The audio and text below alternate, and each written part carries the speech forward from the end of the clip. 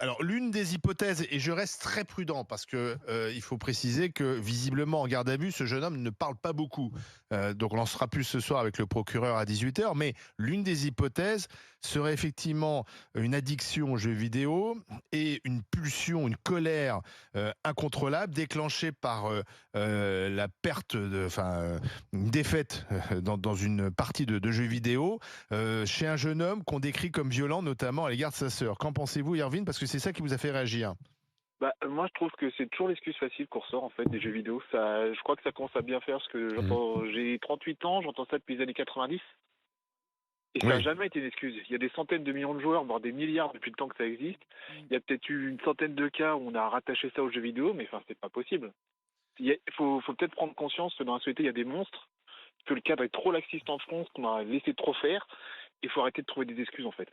Non, il n'y a pas Les monstres d'excuse. existent. De dire qu'il joue aux jeux vidéo, c'est pas une excuse. Mais de Non, mais dire c'est une que c'est explication pour peut-être. moi qui est très limite. Non, mais je Très, comprends très bien. limite. Mais bien sûr, tous les gens qui jouent aux vidéos ne sont pas des criminels en puissance, on est bien d'accord. Mais simplement, ça explique peut-être quelqu'un qui était complètement désocialisé, qui passait sa journée dans sa chambre, qui avait en lui une violence, etc., qui pouvait s'exprimer via des jeux vidéo. Et à un moment donné, il fait plus le lien entre le réel et ce qui ne l'est plus. Mais qu'est-ce qui Donc se le jeu passait vidéo. avant quand vous étiez jeune et vous étiez frustré?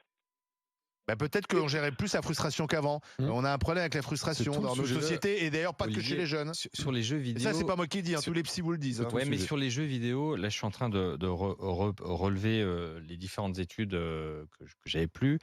Elles ont été faites et il n'y a aucune étude qui Bien démontre au bout du bout que le jeu vidéo est la Rend violent. conséquence qui Ouais. rend violent. Aucune étude C'est vrai. au Mais ça n'a monde, jamais été prouvé. ni en Jamais eu Europe, aucun lien. ni aux C'est vrai. États-Unis, Et ni en maintenant, on a du Asie. recul quand même. Rien. On a du recul. Tu as le rapport de la ZEW. Même si les jeux peuvent être parfois très Oui, violents, bien des sûr. jeux de combat, Oui, oui, oui. on passe la Mais journée à c'est- dézinguer Non, les gens. non, mais Fondation pour l'explication l'innovation un peu, politique. Les jeux sont moins violents Aucune qu'avant. étude. Enfin, faut... Irvine, oui. Il- Vous êtes il y a joueur, des vous, limites. Irvine?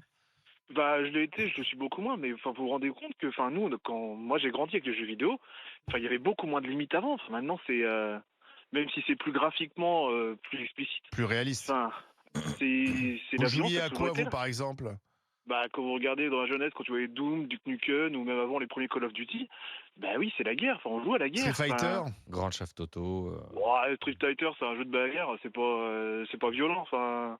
Ouais, Vous regardez de mauvaise la boxe référence. à la télé, vous regardez du free fight à la télé, c'est C'est pareil. d'accord, le MMA, par exemple, c'est quand Ouais. même très violent, par Ben exemple. oui, et puis vous regardez Et aussi c'est des des vrais films, les coups. films dans les années 80-90, que ce soit avec Schwarzenegger ou Stallone, c'était beaucoup plus lent que maintenant.